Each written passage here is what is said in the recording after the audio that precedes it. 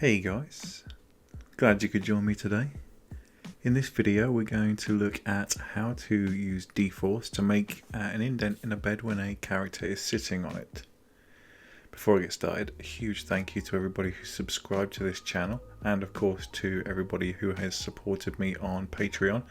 If you haven't yet subscribed, feel free to do so. Hit that notification icon. Give us a thumbs up if you like my content, and let me know what you think in the comments below, especially if you want me to cover a specific topic. So without further ado, let's get on with this.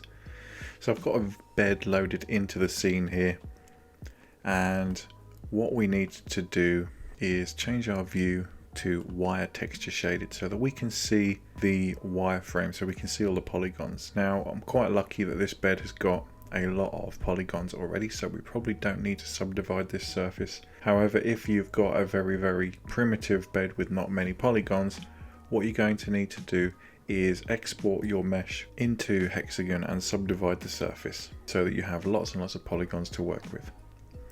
So what we're going to do is we're going to go to our toolbar at the top here, and we're going to select the geometry editor tool, which is this one that looks like a pencil over a load of polygons. Now we need to select the item that we're going to work on, and then you can see as we hover the mouse over the shape that a little blue circle appears.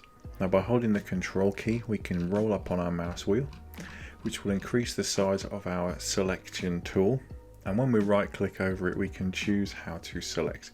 So we're going to do a polygon selection, and then when we drag we can select the top surface, and what we want to do is select as much of the top of the surface of the mattress as possible without bleeding over into the edges too much. It doesn't matter if you don't get it perfect, but it has to be kind of close. So as you can see, I'm selecting all of these polygons, as many as I can without bleeding over the edge too much, and then I have the selection completed. Now I'm going to right click again, and where it says geometry assignment, I'm going to create surface from selected, and I'm going to call this mattress top, and press return. Now if we go into the surfaces tab under our bed, you can see mattress top has now become a surface. Now if we were to deselect, we can just change our tool and that will deselect, and then we reselect. Now we can see that we have an unassigned material in this, so in order to make sure that it's consistent we need to right click on the copy selected surfaces on the original surface for the mattress, and we need to apply it by paste to selected surfaces on there. Now you'll notice that for some reason it goes to grey, so we need to change our base color back to white,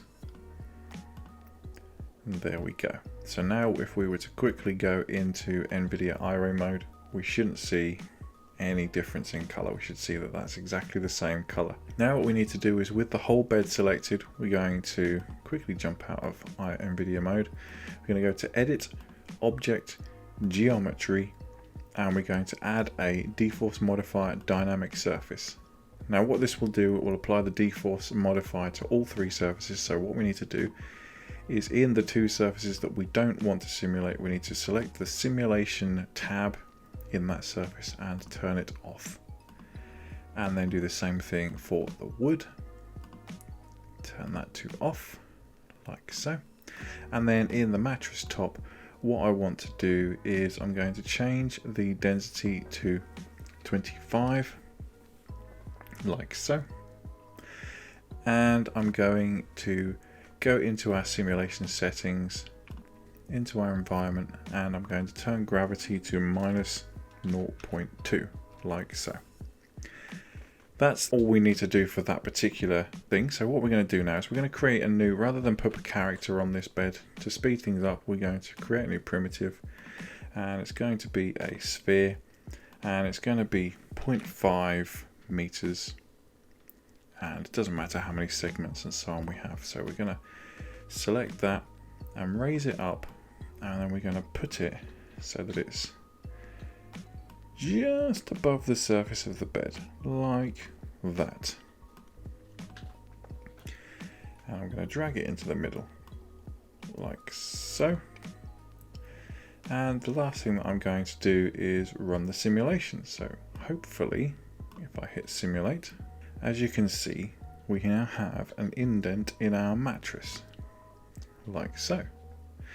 And as you can see, the edges have fluffed up a little bit, so we could select our faces a little bit more carefully.